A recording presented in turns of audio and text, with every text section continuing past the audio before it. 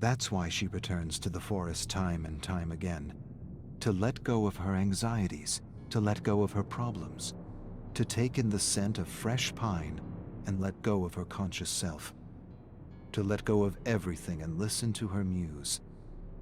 She's been out of touch with herself for a while, lost in a game to please everyone else except herself, playing songs that don't come from her but are sure to please the masses, music that doesn't even resonate with her, playing songs for money, despite the warning, play one song for money and kill your muse.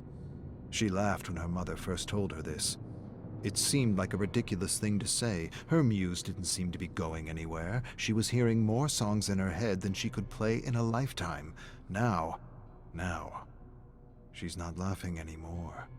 She's never felt so false and uninspired in her life, and more than ever she wants to reconnect with her music, her muse, herself. She closes her eyes and peels away the layers until her mind is empty and open to the great unknown. Kate strums her guitar freely, but nothing's coming to her. Just a dark, disturbing melody that's been returning to her every time she hits 0. A melody so unlike anything she's ever played that she doesn't know where the inspiration comes from. She's never played a tune so dark and yet so catchy. The harder she tries to push the ominous melody out of her mind, the stronger it gets, the more it demands to be written down. She wants the melody to stop, and yet it's all she hears around her, above her, below her, beside her, within her. One endless, foreboding melody, a melody that just isn't her. Or maybe it is her. Maybe the show pony routine has changed her, corrupted her, perhaps even crushed her, and if not her, the best part of her, her muse. She stops strumming, closes her eyes, pushes everything out of her mind, and begins a slow and patient countdown back to 0. She waits for an inspiration that never comes. Nothing except that lonely, ominous melody. The more she tries to strum something else, the louder it echoes in her mind. She stops for a long, silent moment, but the tune doesn't. She closes her eyes and tries to force it out of her mind, but it's not in her mind. It's coming from the cave.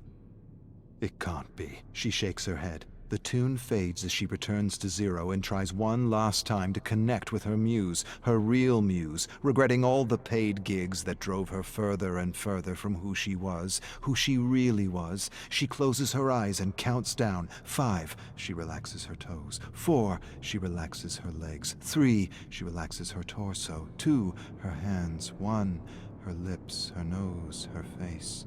0, she silences her thoughts. 3 hours and still nothing but that foreboding melody. More than anything, she wishes she had taken some time to realign herself and make sure she was spending her life's energy on something real and true to who she was.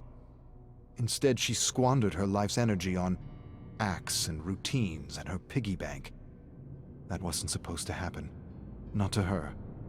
One of her inspirations was the great Woody Guthrie. Everything he wrote was true to who he was. Everything he did came from him, came from a real and pure place. She was like that at some point in her life.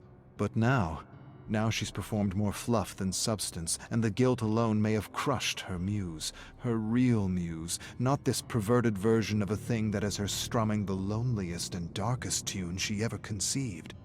She prepares to count down, but sees a symbol on the ground before her, glowing and pulsing with the tune, pulsing like the heartbeat of some primordial ancient thing. She closes her eyes and opens them again, and the symbol is gone.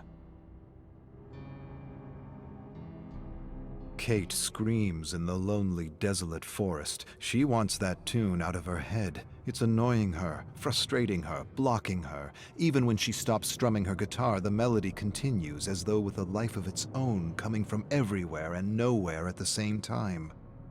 She focuses for a moment and realizes the melody is echoing out from the cave. She surrenders to her dark muse. She stands and stares at the cave and sees a pulsing light. She closes her eyes and feels that her mind's playing tricks on her.